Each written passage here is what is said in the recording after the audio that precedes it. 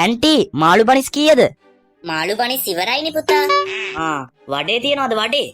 වඩේ නම් තව හදන ගමන් තව ටිකක් වෙලා හිටියොත් කන්න පුළුවන්. එහෙනම් උඳු වඩේ. ඕම් බලන්නකෝ පුතේ ඉස්කෝලේ උදු පිට ඉවර වෙලානේ. ප්‍රින්සිපල් සර්ට කියන්න ඕනි. අයියෝ මොනවද ඇන්ටි මේකේ මොනවත් නැහනේ. ඕන්නම් පෙපර්මින්ට් තියනවා දෙන්නද? පෙපරමින්ට්? එපා පෙපරමින්ට් එපා. එන ලොකු කෑමක්නේ. කාලේ වෙලා টয়ලට් එකටවත් යන්න වුණොත්. මේ අහපන්කෝ වඩේ හදන ගමන්වත් ඉඳලා වඩයක්වත් කාලා යමන්. අනේ ඔව් බං උදේට ගෙදරින් කාලා ආවෙත් නැහැ. පෙපරමින්ට් දෙන්න කතාව. හරි බං අය තරහ ගන්න එපා ඉතින්. නෑ බං අපි මේ උදේට ගෙදරින්වත් කාලේ නැතුව මේ කැන්ටිමෙන් කන්න බලාගෙන ඉන්නේ. එහෙමුනම් පෙපරමින්ට් කන්නද බං කැන්ටිමට එන්නේ? ඒක ඇත්ත කතාව ඈ. ආන්න ඒකනේ. හරි හිටාංගු දැන් වඩේ හදන ගමන් කිව්වනේ. මේ අපි එහෙනම් දැන් පන්තියට ගිහිල්ලා වඩේ හදලා ඉවරුනාම එමුද? ඇයි ඔබ මාටින්ද? වඩේ හදලා ඉවරුනාම මේ සුවඳ ඇවිල්ලා ඉබේටම ඇදිලා මේ කැන්ටිම ගාවට එන්න? නෑ මං කිව්වේ මේ ඉතින් අපේ කාලේ වුණත් යනව නේද? නාස්ති වෙනවනේ. ඔබ මේ ඉගෙන ගන්න එකානේ. මහ බූලුවේ. මචං ඒ උඹට කතා කරනවා. බූලුවා තියුවේ උඹට. මේ අහපන්කෝ උඹලා රචනාව ලියාගෙන ආවද? අම්මට සිරි උඹට ඒක මතකයිද බං? මං හිටියේ උඹලට ඒව අමතක වෙලා ඇති කියලා. මං නම් ලියාගෙන ආවේ. මොකද මෙයා මේ නටන්නේ? අපිත් ලියාගෙන ආවේ. අඩෝ මගේ කියනම් වචන 50ක් විතර තියෙන්නේ බං. අයියෝ ඕකයි බං උඹලා. මම නම් වචන 200ක් විතර ලියන්නේ නැති. වෙන්න ඇති. උඹ ඉතින් මාතුකාවට දාලව නෙමෙයි රචනාව ලියන්නේ. වෙනවල්පල් නෙලියන්නේ. හරි ඉතින් කොහොම හරි මමනේ පන්තියේ වැඩියෙන්ම වචන ගාන ලියන්නේ. ඒ වුණාට වැදක් තියනවද බං? මාතෘකාවට පිටින් රචනාව ලියලා වැදක් නැහැ. උඹලා ඕක තේරුම් ගන්නේ නැහනේ. හරි. දැන් උඹ ලියුවද රචනාව? නෑ මම ලියුවේ නෑ. මං කියන්නේ ඉතින් ලියන තාලේ හරියට ලියන්න ඕනි. මේ මං වගේ. අනේ උඹ නිකන් හිටහන් මාටින් වෙන්න කතාව. මහ බූලුවෙත්. කවුද මමද? නෑ මූ. ඒක මිසක්. ඒ කෝබන් වඩේ තාම නෑනේ. ඒකනේ බං. මීට වැඩිය හොඳයි අපි ගෙදරින් හදාගෙන කෑවනම්. ඒක ඇත්ත කතාව. මේ අහපන්. මේ ඇන්ටි කොවනේ වඩේ? හරි පුතේ හරි. මේ 5ක් හදලා ඉවරයි. ඔතන කී දෙනෙක් ඉන්නවද? 1 2 3 4 5 මාත් එක්ක 6යි. අම්මට සිරි 6ක් ඉන්නවනේ බං. අවුලක් නෑ. බූදුවන්ට වඩේ කන්න හොඳ නෑ. ඒකනේ උඹට වඩේ කන්න හොඳ නෑ. බූදුවා කිව්වේ උඹට. ඉතින් බං ඔන්න ඕක තමයි වර්ණන්දතාවය කියන්නේ. දැන් මොකද්ද වැඩි වශයෙන්ම වර්ණන්දතාවයට බලපාන පාට දෙක? රතුයි කොළයි. රතුයි කොළයි වෙනස් කරලා අඳුර ගන්න බෑනේ බං. ඉතින් මම මේවනි බං සයන්ස් කියන්නේ.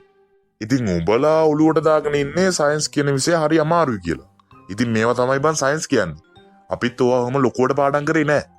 දැන් උඹලා everything is physics කියලා අහලා තියෙනව නේද? ඇත්ත තමයි බං. ඒව ඇත්ත. ඉතින් ඔය වගේ පොඩි දේවල් තමයි ෆිසික්ස්. ඒ කියන්නේ දැන් ලෝකේ වෙන දේවල් තමයි ෆිසික්ස්. තේරෙනවනේ? ඉතින් අහගෙන නෑ. ඉතින් ඔයාලා ඒක ලොකුවට අමාරුයි කියලා හිතට දාගත්තොත් තමයි එක්සෑම් එකට ලකුණු අඩුවෙන් ගන්න. අහගෙන නෑ.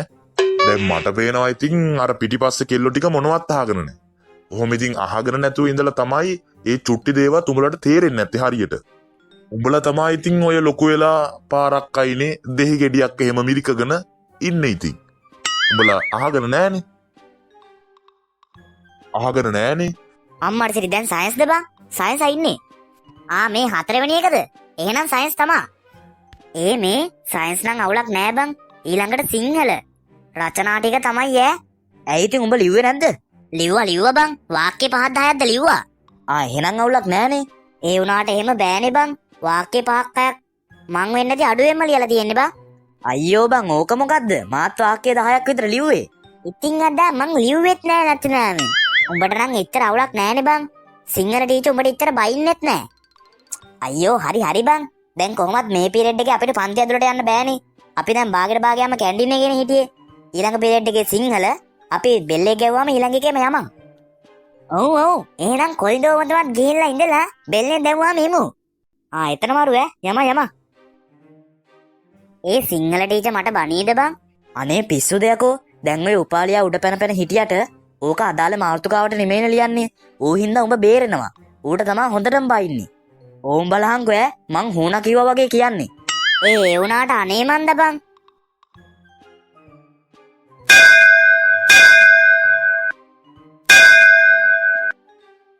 නැගිටින්න. ආයිබෝවන්. දැන් ඊයේ දුන්න රචනාව හැමෝම ලියාගෙන නැති නේද? නොලියප කවුරු හරි ඉන්නවද? එහෙම ඉන්නවනම් දැම්මම ලියන්න පටන් ගන්න. පීරියඩ් එක ඉවර වෙන්න කලින් මට පෙන්නන්න. නැත්තම් කෙලින්ම ප්‍රින්සිපල් සර් ගාවට දානවා. දැන් ලියපු ඔක්කොම ටික පොත් ටික අරගෙන ඉස්සරහට එන්න. ඔන්න හැමෝම අහගන්න. සරණි කියන්නකෝ. මගේ සුරතලා බල්ලෙක්ය. ඌගේ නම ටොමි. ඌ කළු පාටයි. අන්න ඒක නම් ඇත්ත වෙන්නේ නැති. මේකිත් කළු පාටයිනේ. පාලිත කටවාගෙන ඉන්නවා. සරණි දුව ලස්සනට රචනාව කියාගෙන ආවා. තමුසු මේ මැදින් ඇඩ් දානවනේ. නෑ ටීචර් ඉතින් මං කිව්වේ ඒක ඇත්ත වෙන්නේ නැති කියලා. සරණිත් කළුවිනේ. පාලිත අයෙම වීරෝ කරලා තිබ්බොත් කෙලින්ම ප්‍රින්සිපල් සර් ගාවට දානවා. හරිද? සරණි කියන්න. මුණ්ඩ ලස්සනට රචනාවක් කියාගෙන ඉද්දි ගිනිපුක් ගාය මැඩම්. බනින්න නෙමෙයි ගහන්න ඕනි. හරි දැන් ඔයා කියන්නකෝ. ඒකනේ උඹ රචනාව කියහන්කෝ. හරි මැඩම්. මගේ සුරතලාගේ ඇඟේ ලොම් ගොඩක් තිබෙයි. විටක ඌ මා සමග සෙල්ලම්ද කරයි. බොරුනේ බං. බල්ලෝ කොහොමද මේකිත් එක සෙල්ලම් කරන්නේ? අපේ ඔව් බං මේකිත් එක සෙල්ලම් කරන්න නෙමේ. ඒක ළඟ ඉඳන් ඉන්නවත් බෑනේ බං. කටේ සද්දේ. ඌ පවුලේ සෑම දෙනා සමගම සතුටින් සෙල්ලම් කරයි. මම මගේ සුරතලාට හදවතින්ම ආදරය කරමි. ස්තුතියි. අන්න හොඳයි. ඒ වගේ රචනාවක් ලියන්න ඉතින් අපේ සරණිදුව හොඳට හිතලා තියෙනවා. ලොකුවට අඩුපාඩු නෑ. හැමතිස්සෙම ඌමූ දාන්නත් එපා. ඌමූ දාන්න නැතුවම ඉන්නත් එපා. එච්චරයි. මැඩම්. කියන්නකෝ. good morning. good morning. හරි දැන් රචනාව කියන්නකෝ. හරි මැඩම්.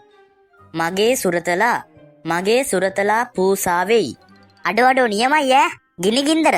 උගේ නම පුරුපුරු. මොකද්ද? ඇයි පුරුපුරු කියන්නේ? නෑ මැඩම්. ඌ කොයි වෙලාවෙත් පුරුපුරු ගානවනේ. කියන්නකෝ. මගේ පූසා පොඩි. උගේ නැට්ට කොටයි. අඩෝ මරුවා. මේ වගේ රචනාවක් නම් අහලා නෑ මීට කලින් මේමයි කසුනා. මගේ පූසා අලු පාටයි. මගේ හුරතලා වන පූසාගේ අම්මා කළු පාටයි. උගේ අම්මා මට පෙන්නන්න බෑ. මට විතරක් නෙමේ අපේ ගෙදර කාටවත් පෙන්නන්න බෑ. උගේ නැට්ට දිගයි. මැක්කො ගොඩයි. කළු පාටයි කෑ ගහනවා වැඩි. මම ඊයේත් ඌට පයින් එකක් ගැහුවා. කසුන් ඵලයන් යන්න. කසුන් තමුසේ මේ පීරියඩ් එක ඉවරලා ඔෆිස් එක ගාවට එනවා. මට ප්‍රින්සිපල් සර්ට මේක ගැන කියන්න ඕන. කෝ පාලිත ටග්ගල එනවා. කියනවාකෝ. මගේ සුරතලා ගිරවා වෙයි. ඌ කොළ පාටයි. උගේ බෙල්ලේ රතු පාට මාලයක් ඇත. එම රතු පාට මාලය නිසා ඌ තව තවත් ආඩම්බර වෙයි. ඒ වුණත් මම නම් එය මගේ මොන පැත්තකටවත් ගණන් ගන්නෑ. මගේ සුරතලා හැමතිස්සෙම පෙත්තපත් කියයි. එහෙම කියන නිසා අපි ඌට කන්න දෙන්නේ නෑ. මොකද ඌ හැමතිස්සෙම කාලා ඉන්නේ. ඌ ගොඩක් කොළ පාටයි. මම මගේ සුරතලාට හදවතින්ම ආදරය කරමි. ස්තුතියි. තමුසෙත් කසුන් ගාව මිදගෙන මේ පීරියඩ් එක ඉවරලා ඔෆිස් එක ළඟට එනවා. දැන් ඵලයන් යන්න. බණ්ඩාර එනවා. මිස්. කියනවා බලන්න. මිස් මේකයි. මට සුරතලෙක් නෑනේ. තමන්ගේ සුරතලා ගැන රචනාවක් ලියන්න සුරතලෙක් ඉන්න ඕනිද බණ්ඩාර? හිතලා හරි කියනවා. එහෙම හිතෙන්නේ නෑ මිස්. හිතලා කියන්නත් මට සුරතලෙක් නෑනේ මිස්. ඕන්නම් අපේ අල්ලපු ගෙදර වල්බල්ලෙක් ඉන්නවා. ඌ ගැන කියන්න. පුංචි මහත්තයාත් යන්න අර දෙන්නත් එක්ක ඔෆිස් එකට එන්න. නෑ මිස් මට ඕන්නම් අරෝ ගැන කිව්ව හැකි. ඵලයන් යන්න මෙතනින්. උපාලිනවා. කියන්නද මැඩම්? යපන් ඉතින්. මගේ සුරතලා මැක්කා වෙයි. මැක්කා? ආයිසේ තමුසේ කොහෙන් ගියත් මැක්ක ගැනනේ ලියන්නේ. මුහුදු වෙරළ ගැන ලියාගෙන එන්න කිව්වා මැක්ක ගැන ලියාගෙන ඇවිල්ලා. පවුල ගැන ලියාගෙන එන්න කිව්වා මැක්ක ගැන ලියාගෙන ඇවිල්ලා. තමුසේ කොහෙන් ගියත් මාර්තුකාවට පිටින්නේ ඔය ලියන්නේ. දැන් මගේ සුරතලා මැක්කා වෙයි කියන්න තමුසේ මැක්කෙක් ඇති කරනවද ඔයි? මේක හරියන්නේ නෑ. තමුසෙලා ඔක්කොම දැන් මාත් එක්ක ඔෆිස් එකට යන්. හෙට රචනාව දාගන්න පොල් ගහ. හෙට මොකද්ද? පොල් ගහ. ඔන්න උපාලි තමුසේ හෙට මාර්තුකාවෙන් පිට යන්න බෑ. පොල් ගහේ මැක්කෝ යන්නේ නෑනේ. නේ? හෙට මම මුලින්ම ගන්නේ තමුසේගේ රචනාව. මම මේ ගැන කුමාරි මිස්ටත් අපේ ප්‍රින්සිපල් සර්ටත් කියලා තියන්න. දැන් තමුසෙලා 4 දෙනා මාත් එක්ක ඔෆිස් එකට යන්න එනවා. කෝ පොලිමට අත් බැඳගෙන ඔෆිස් එක ගාවට. ළමයි හෙට රචනාව පොල් ගහ මේ සරණිදුවකින් කොපි කරනවා හැම නෙමේ.